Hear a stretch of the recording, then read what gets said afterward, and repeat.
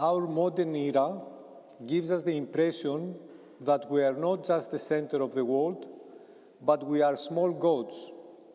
We have the power of technology, the speed of transportation and communication. We have the ability to enjoy life according to our desires. We also have the medical science, which can extend the duration of our life and gives us the illusion that we are almost immortal. But we ignore the most important part of our existence, our own soul. We ignore the mental conflict felt within, as we desire one thing but do another. We are unable to create long-lasting relationships, given that the will of one clashes the will of the other. Unfortunately, many pass over these aspects of life and continue to feel that they are the center of the world, and they end up isolated in the desert of the cities. The same confusion is often evident even in the life of the Church. We are often justified ourselves simply because we believe in God. We're content with following our traditions and keeping our Christian identity, and we have the impression that they're enough on their own and sufficient for us to be good Christians. And when difficulties and trials come, we question why God allows such things to happen to us, that we believe we're faithful to Him, and therefore everything should be beautiful in our lives. Today, our Church, before the exaltation of the Holy Cross, reminds us of a great truth. No one has ascended to heaven except the one who came down from heaven, the Son of Man. This phrase emphasizes that we cannot be gods by ourselves, but only by the grace of God.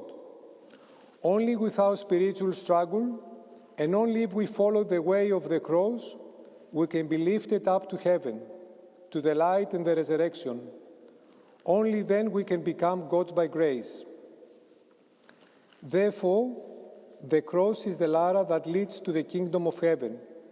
It is the road to salvation from poisonous sin, meaning, as Moses, who when the Israelites in the wilderness were dying from snake bites, raised at God's command a bronze serpent on a piece of wood, thus forming and modeling the sign of the cross.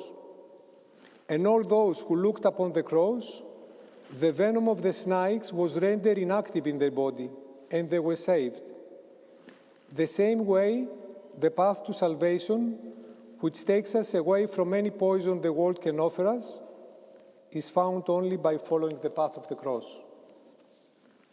When we speak of the cross, we do not mean only the patience we're called to show in life's tribulations. The cross is the sensation of the desert, the renouncing of our own desires, the awareness that we're not almighty. We need to feel our spiritual weakness, to humble ourselves, to crucify our passions. The cross is refusing to condemn others, no matter what they do to us. Snakes in the wilderness beat the Israelites generally and not selectively. They didn't discriminate between those who were good or bad. Every person will be tested in life. Therefore, it is better not to justify it ourselves and criticize others. Brothers and sisters in Christ, Christ did not promise us glory, goods, or that everything would be pleasant in our lives. The crucified Lord showed us the way of the cross and humility. It might be a difficult and crucified road, but Christ will walk by our side. He will walk side by side with all the humble hearts that have chosen to follow Him. Christian means cross, means love, means sacrifice.